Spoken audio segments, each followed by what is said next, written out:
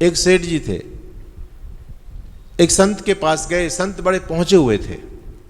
उन संत के बारे में ये प्रसिद्धि थी क्षेत्र के अंदर कि ये जो अपने मुख से कह देते हैं वो बात सत्य होती है। तो सेठ जी गए। संत की अभी युवावस्था थी। सेठ जी ने जाकर के महाराज से प्रश्न किया, महाराज अभी तो आपकी कोई ज्यादा उम्र नहीं है, लेकिन इतनी जल्दी आपके मन में वैराग्य के भाव जागृत हुए, आपने भगवा धारण किया, क्या कभी आपके मन में काम नहीं सताता, आपको कभी क्रोध नहीं है सताता? इस संसार की जो वासनाएं हैं ये आपको कभी प्रताड़ित नहीं करती, परेशान नहीं करती आपको? संत ने कहा, सेठ जी तुम हमारी चिंता छोड़ो, अपनी चिंता करो। बोले मतलब? बोले मतलब यह है कि तुम केवल दुनिया में 7 दिन के मेहमान हो, 7 दिन के अंदर मौत हो जाएगी। अब सेठ जी घबरा के बोले, इस बाबा जी की बात सत्य निकलती है। आज 7 दिन में ही मरना है वो, लेकिन आदमी को पता ना हो तो आदमी चैन से तो जी लेगा कम से कम। अब जब सेठ जी ने सुना कि तुम 7 दिन के मेहमान हो तो सेठ जी की तो हवा खराब। गए थे कुछ हाल चाल लेने, तो और उल्टा मामला पड़ गया। सीधे दौड़ करके घर पर आए और घर पर आकर के सेठानी को बिठाए कि ऐसे ऐसे मैं तो केवल 7 दिन का हूं, बस जीवन खत्म है। अब जब 7 दिन का आदमी को समय मिला होगा तो आदमी क्या करेगा, आप सोचिए। सेठ जी ने वही किया। सेठ जी ने पूरे अपने जीवन का खाका सबको याद है। ये याद रखिए, आप अपने साक्षी, आपसे बड़ा आपका साक्षी दूसरा नहीं हो सकता। ध्यान रखिए, आपको पता है कि आपने जीवन में क्या क्या किया है ना। जिसकी बेईमानी की हो, जिस व्यक्ति को हमने ठगा होगा, भले वो व्यक्ति हमको भूल जाए, लेकिन ठगने वाला व्यक्ति नहीं भूल सकता कि मैंने किसी को ठगा है, पक्की बात है। बेईमान व्यक्ति को अंतिम क्षण तक याद होता है कि मैंने उस व्यक्ति की बेईमानी की, मैंने उसके साथ दगा किया, मैंने उसके साथ धोखा किया, मैंने उस व्यक्ति को गलत काम में फंसाया। याद रखिए, कभी भी जीवन में किसी भी स्थिति में अधर्म का आचरण हम ना कर जाएं। आपने देखा जब व्यक्ति दुनिया से जाता है ना, तो दुनिया के जाने से लगभग 5-10 मिनट पहले उसकी आंखों के सामने एक रील चलती है। पूरे जीवन की फिल्म उसके आंखों के सामने होती है और उसमें व्यक्ति कर कुछ नहीं सकता। क्या करता है? आंखों से आंसू लुढ़कते हैं उसके।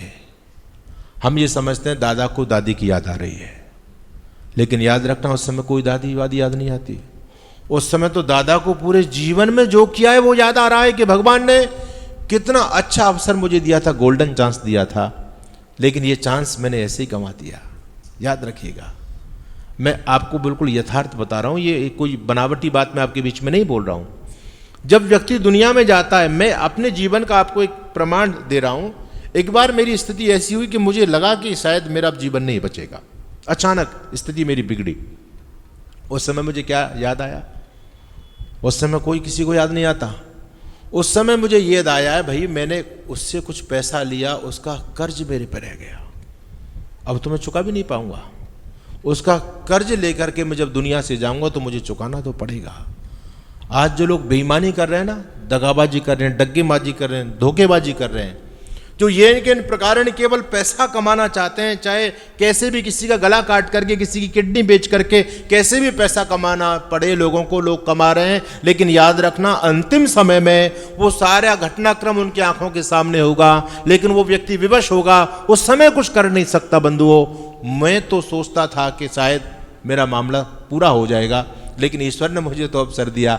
मान लो भगवान उस समय किसी को अवसर ना दे तो वह आदमी क्या करेगा?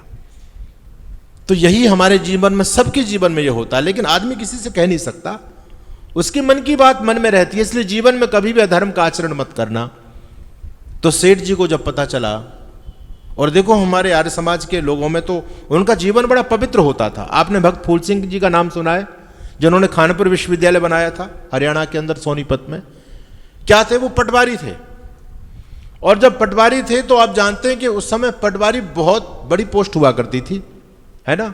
उस समय चाहे कोई डीएम बन जाए, उस डीएम की वैल्यू नहीं होती थी। हमारी माताएं भी ये उपदेश देती, बेटा तू पटवारी बन जाइयो।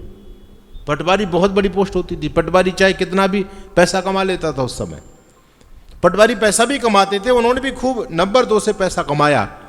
लेकिन जब किसी दिन आर्य समाज के सत्संग में पहुंचे भक्त फूल सिंह, तो उनके जीवन की धारा बदल गई और इतिहास इस बात का साक्षी है कि एकदम जीवन में ज्ञान का प्रकाश हुआ। अरे तूने तो जीवन ऐसे निकाल दिया सारा। ये जो अन्याय अधर्म की कमाई जो तूने जोड़ी है, ये कमाई तेरे साथ जाने वाली नहीं है, लेकिन इसका पाप तू लेकर के जाएगा। इस अधर्म की कमाई का भोग तो तेरे बच्चे करेंगे, तेरे नाती पोते करेंगे, लेकिन इस सारा का सारा पाप भोगना तुझे पड़ेगा। ज्ञान का प्रकाश हुआ, जीवन की धारा बदली। और इतिहास इस बात का साक्षी है कि जब भक्त फूल सिंह को तत्व ज्ञान हुआ तो उन्होंने वही किया जो आदमी को करना चाहिए। उन्होंने सोचा कि मैंने अपने जीवन में किस किस से रिश्वत ली है, उस व्यक्ति के पास वो गए, जाकर के रिश्वत लौटाई। ये इतिहास का पहला उदाहरण है। आदमी ठीक है भाई, अब हमने जो कर लिया सो कर लिया, आगे से नहीं करेंगे, यहां तक तो लोग संतुष्ट हो जाते हैं, है ना। लेकिन भक्त फूल सिंह वो पहले व्यक्ति थे, उन्होंने यदि किसी का बुरा किया है उससे जाकर के वो माफी मांगते हैं, और जिससे यदि 2 पैसे रिश्वत के रूप में ले लिया, अन्याय के रूप में ले लिया, उस व्यक्ति का पैसा ब्याज सहित वापस करते हैं। और केवल पैसे ही वापस नहीं किया। एक व्यक्ति गरीब था और ये पटवारी थे। पटवारी की बड़ी पावर होती थी, बड़ा ताकतवर आदमी होता था पटवारी। इन्होंने अपने पद की उसमें आकर के और एक किसी गरीब व्यक्ति में 5 जूते मारे थे। बड़े परिवार से थे, पद भी बड़ा था, पैसा भी था। अब गरीब आदमी बोले तो बोलेगा क्या, रईस आदमी है। वो अपने 5 जूते खाकर के चुप बैठा था। भक्त फूल सिंह इतना बदले, इतने बदले, इतने बदले कि सबका पैसा तो चुकाया ही, और फिर केवल पैसे तक ही सीमित नहीं रहे कि मैंने अपने जीवन में किसी का यदि बुरा कर दिया है तो उसका भी मैं अपना हिसाब किताब इसी जीवन में बराबर करूंगा। मैं अगले जीवन के लिए कुछ भी छोड़ करके नहीं जाना चाहता। भक्त फूल सिंह उसी व्यक्ति के पास में गए, बोले भैया तेरा कुछ हिसाब किताब है मेरे पास। वो कहता बाबूजी आप कैसी मजाक कर रहे हो, आप इतने बड़े रईस आदमी, श्रीमंत आदमी, आपका मेरे पास क्या हिसाब किताब होगा, मैं आपको क्या दे सकता हूं। बोले नहीं आपका हिसाब किताब है। बोले क्या हिसाब किताब है। बोले मैंने कभी आप में 5 जूते मारे थे। अरे बाबूजी कोई बात नहीं, मेरी कुछ गलती रही होगी। वो कहते नहीं तेरी गलती नहीं, मेरे अंदर ही पद का गुमान था, अहंकार मेरे अंदर था, तेरी गलती नहीं थी। आज मैं अपने पाप का प्रायश्चित करना चाहता हूं, अपना हिसाब किताब बराबर करना चाहता हूं। बोले बाबूजी क्या करना पड़ेगा कि तू मेरे में 5 जूते मार। ये इतिहास का पहला उदाहरण है। लोगों ऐसे संसार में उदाहरण नहीं बन जाते, उनके जीवन को देखो, जीवन की पवित्रता को देखो। वो कहते हैं हिसाब किताब जब बराबर होगा कि 5 जूते मार मेरे सिर में। अब वो सामान्य जाति का आदमी, गरीब आदमी, इतने बड़े रईस आदमी और बड़ी जाति का आदमी, बोले इसमें मैं जूते कैसे उठा सकता हूं, सोच भी नहीं सकता।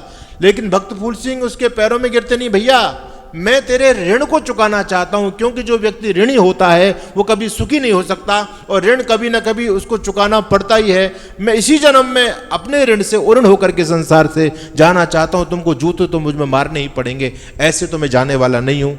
आखिर वो जब बैठ गए उसके घर पर, बोले मैं जब तक नहीं जाऊंगा। अब आदमी क्या करे, शर्म मजूरी जूता उठाया और धीरे धीरे घर के ऐसे छुपाने लगा। ऐसे थोड़ा मार सकता है। उन्होंने हाथ पकड़ा, बोले रुक, बेईमानी मत कर, जूते उसी स्पीड में मारने पड़ेंगे, उसी तेजी से मारने पड़ेंगे जैसे मैंने मारे थे। ये था उनका जीवन। तो अब सोचो कि ये है जीवन का परिवर्तन। वो जानते थे कि हम संसार में आए, हमसे जीवन में पाप हो गए, हर व्यक्ति से होते हैं, लेकिन जब जागे तभी सवेरा। ये कार्यक्रम जगाने के लिए तो है। व्यक्ति एकदम आमूलचूल परिवर्तन व्यक्ति के जीवन में हो जाना चाहिए इन कार्यक्रमों को सुन करके। और यदि इन कार्यक्रमों को सुन करके भी हमारी वो ढाक के 3 पाते हमारी गाड़ी उसी ढर्रे पर चल रही है, तो फिर कार्यक्रमों का लाभ क्या है। तो सेठ जी को जब पता चला कि तुम 7 दिन के मेहमान हो, सेठ जी ने आकर के पत्नी को बताया कि ऐसे ऐसे जिसका लिया दिया सबका बराबर किया, किसी का 1 पैसा ना छूट जाए भाई, किसी का लेकर के मैं ना चला जाऊं।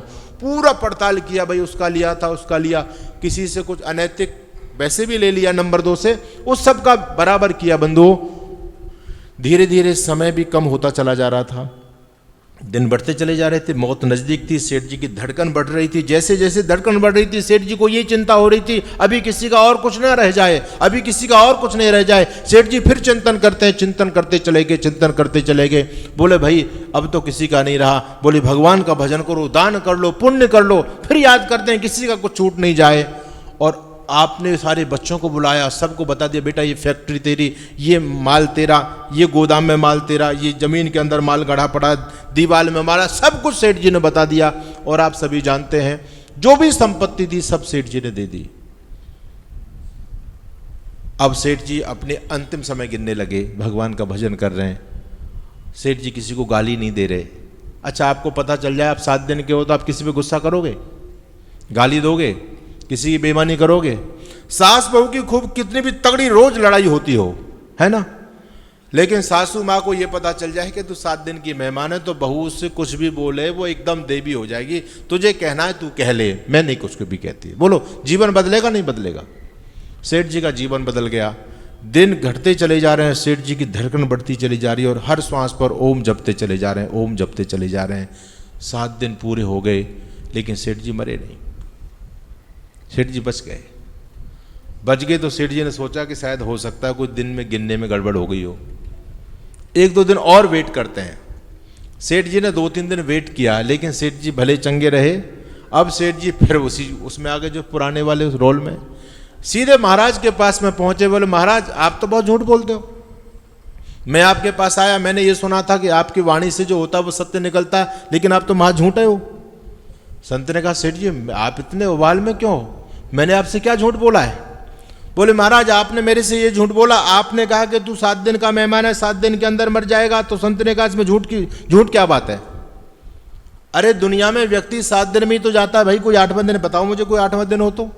ये रविवार से लेकर के शनिवार तक 7 दिन होते हैं और इसी 7 दिनों में लोगों की राम नाम सत्य होती है। 8वां दिन गिनाओ आप कौन सा है? तो सेठ जी बोले महाराज आपने बात तो सही कही लेकिन मैं तो समझ नहीं पाया, मैंने तो यही समझ लिया कि इसी में तू जाने वाला है, मेरे से तो बड़ा गड़बड़ हो गया। बोले गड़बड़ क्या हुआ ये बताओ?